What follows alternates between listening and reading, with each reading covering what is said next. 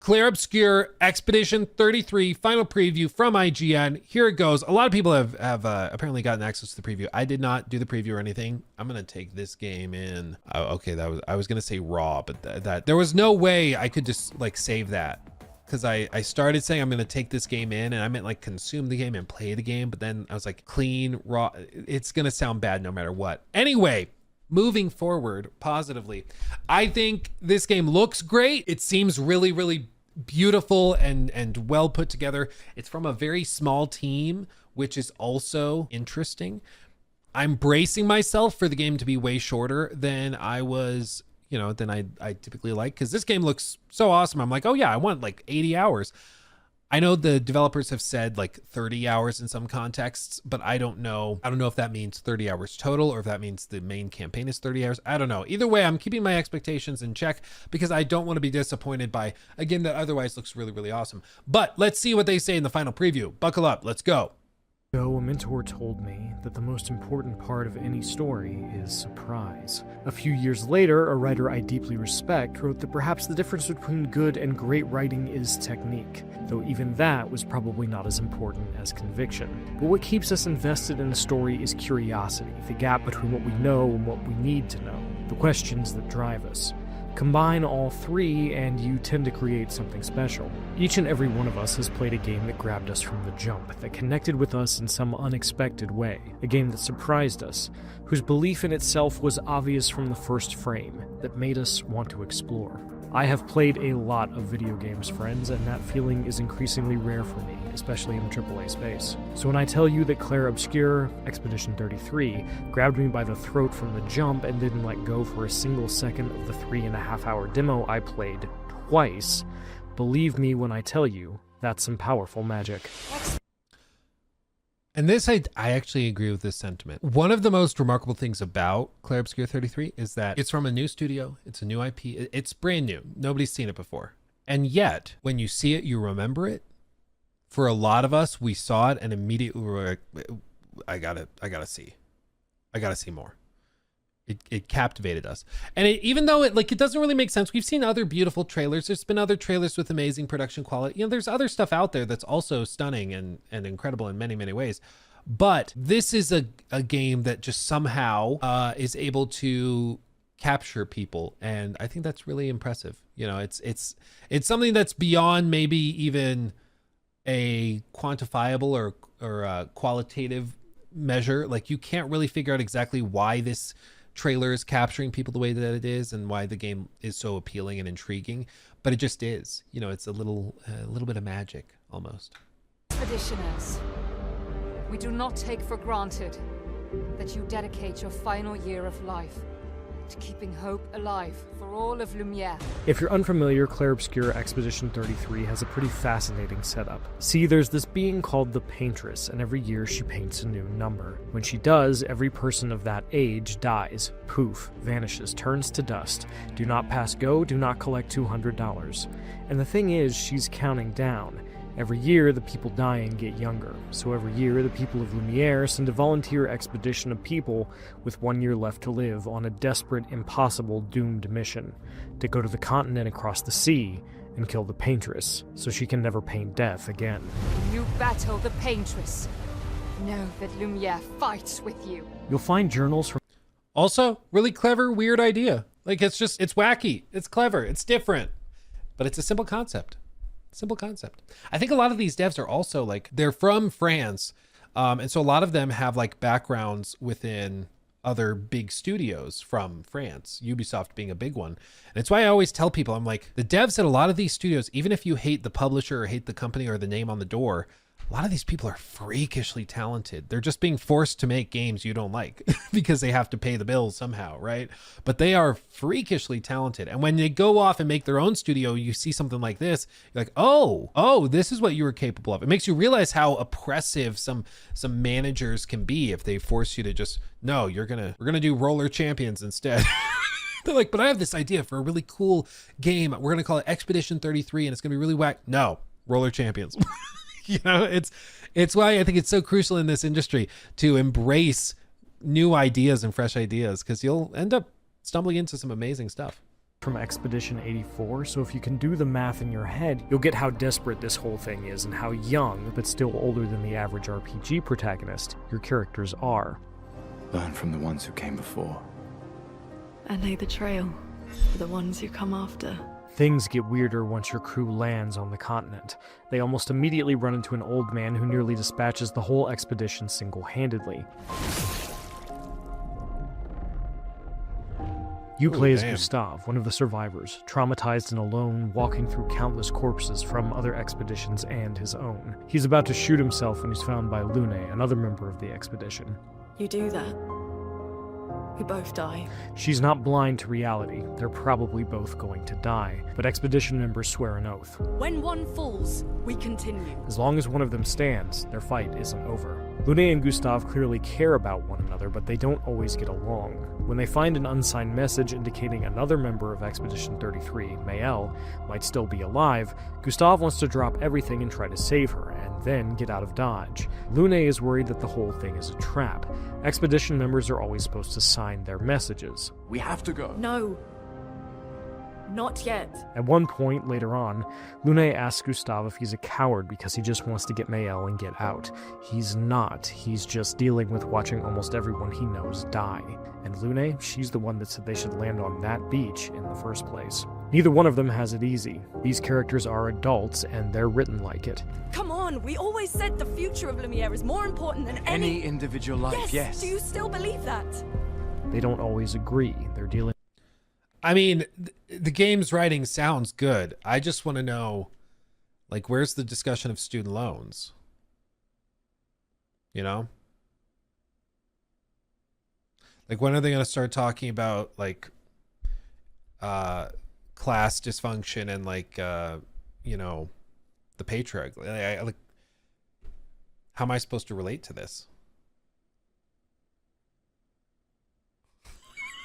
See, I have to laugh instead of just like pressing play again. Otherwise, people are going to be like, wow, Luke's gone woke. Because inevitably somebody will watch this clip and be like, wow, yeah, Luke said he wants student loan discussions in these. Man, the whole industry is falling apart.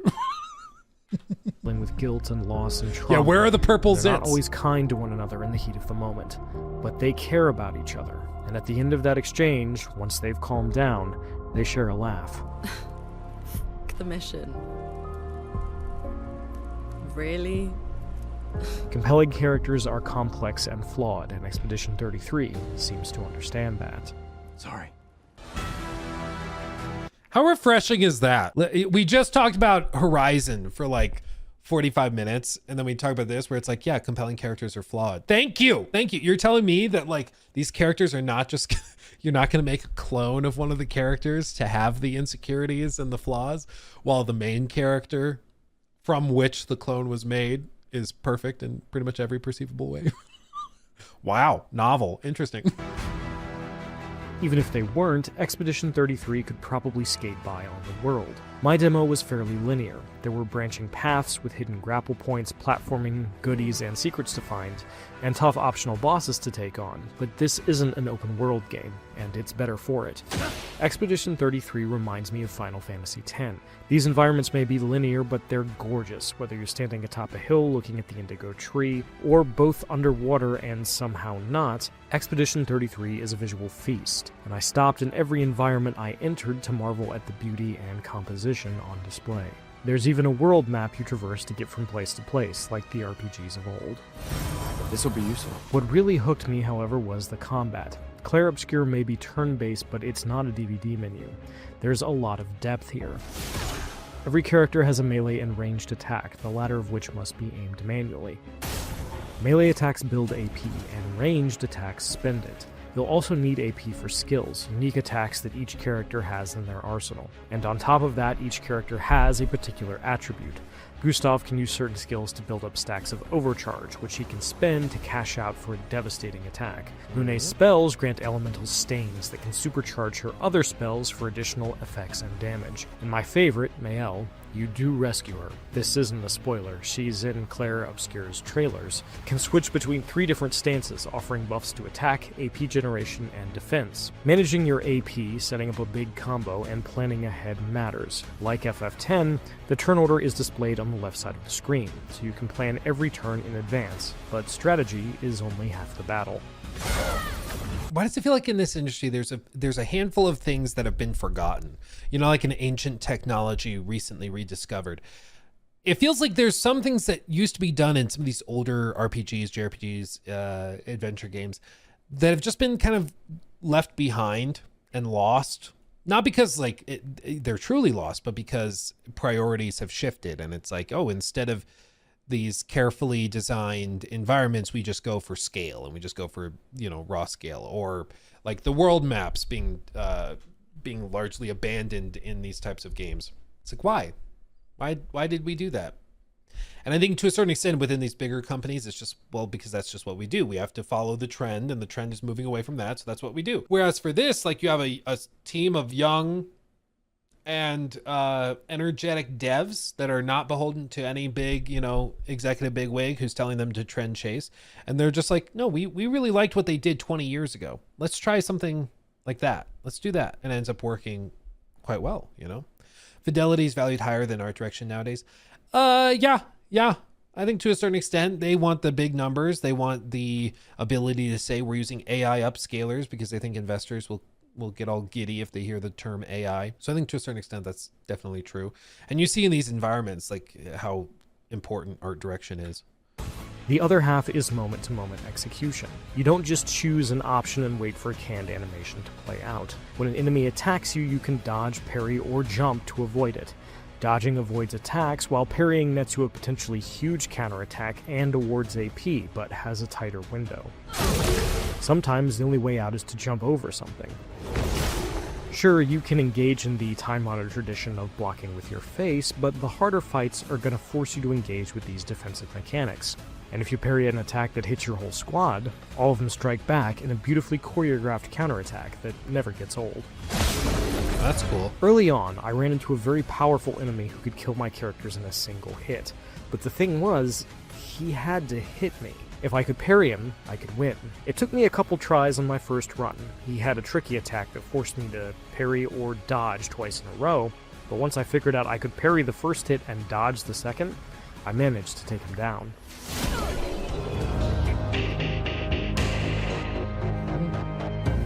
Then there's the back-end stuff called Pictos and Luminas. You can equip up to 3 Pictos to any character, which provides buffs, like shooting this enemy might light them on fire, or attacks do more damage, or killing an enemy grants more AP, as well as stat upgrades. Win enough battles with a Picto equipped, and you can have everyone else equip its effects, minus the stat bonuses. And this is where you can do some really degenerate stuff. Sure, Mael has a skill that puts her in Virtuose stance, where she does 200% damage if she uses it while an enemy is burning. Normally, you'd have to have somebody use another skill to set this up, but what if you gave Gustav and Lune a Lumina that means their ranged attacks are likely to set enemies on fire? Or maybe you equip a Picto that cranks up your base attack damage, or that awards more AP for nailing a parry, allowing you to stay on the offensive longer than you'd normally be able to. Then you're cooking with gas. Combine all of that and battles offer a lot of interesting choices. If someone's low on health, do you spend an item or AP to bring them back up, or do you bet it all on dodging or parrying the next attack?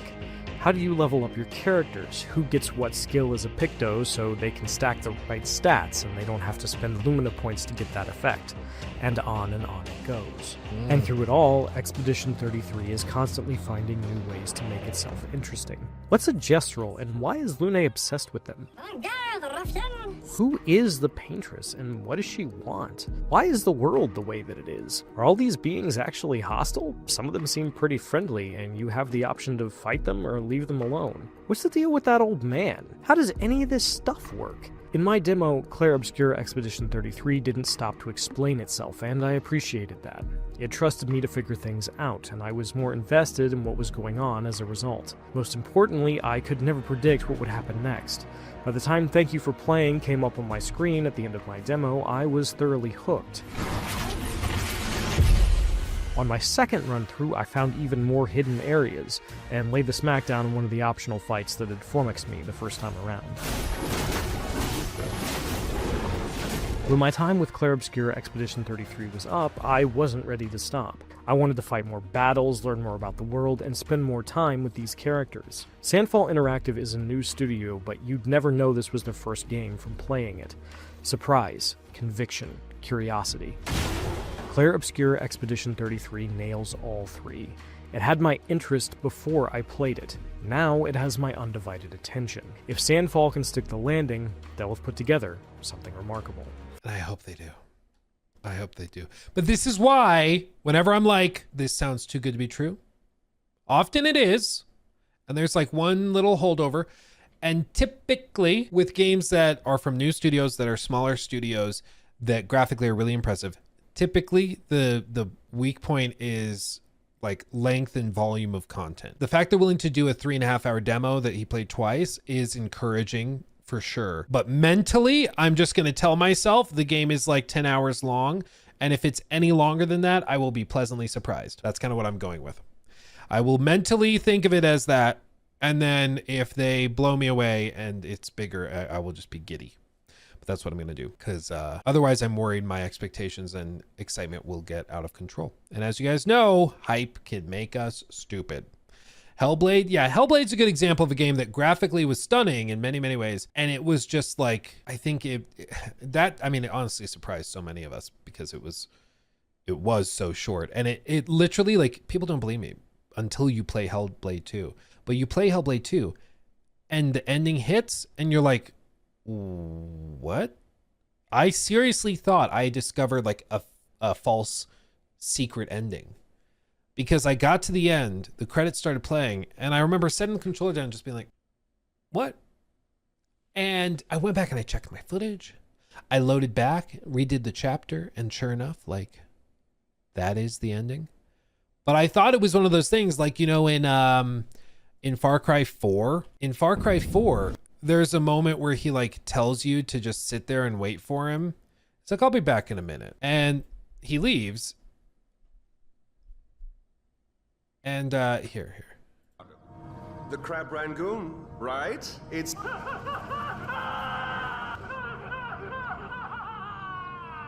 fabulous. Well, come on, let's go. Yeah. After all this, you sit there and wait, because here it's like, you know, he gets up. I'll be right back. We need to talk. And typically you get up and you go off and the game starts, right? But you have the option of just sitting there and staying, and I think it's like 15 minutes passes, and then he's like, okay, come on, let's go. You get up. You know, part of me is surprised your mother asked for you to bring her all the way back here. Thank you, Kamran. You want me to follow you? Jesus Christ, yes, boy, the ashes aren't going to scatter themselves.